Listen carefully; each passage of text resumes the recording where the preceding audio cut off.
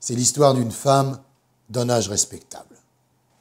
Plus jeune, elle a hérité de la colossale fortune de son arrière-grand-mère, la veuve Clicquot, propriétaire d'un champagne vendu dans le monde entier. Après presque 11 ans de mariage et 4 enfants, la duchesse d'Uzès perd son époux.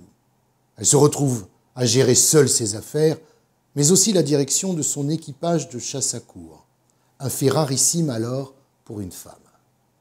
Par un beau jour de mars 1886, 2 émissaires du comte de Paris, l'héritier du trône de France, viennent la solliciter pour soutenir la carrière d'un homme politique.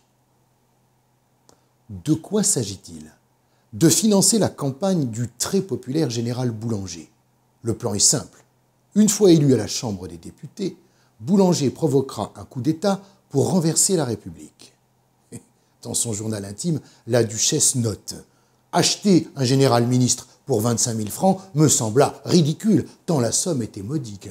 Quoi qu'il en soit, j'acceptai, par amitié autant que par respect, pour son Altesse le comte de Paris. » Elle signe alors le premier chèque d'une longue série.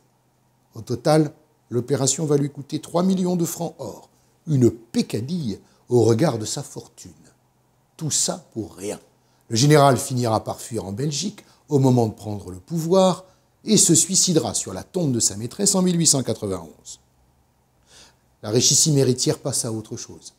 Elle devient, en mai 1898, la première femme à passer son permis de conduire.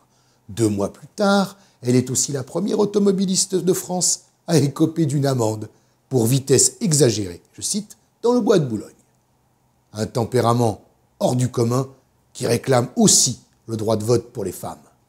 Elle écrit « C'est moi qui paye les impôts, mais ce sont mes fermiers qui les votent. » La duchesse d'Uzès, un portrait d'un sacré tempérament à découvrir ce mois-ci dans Historia.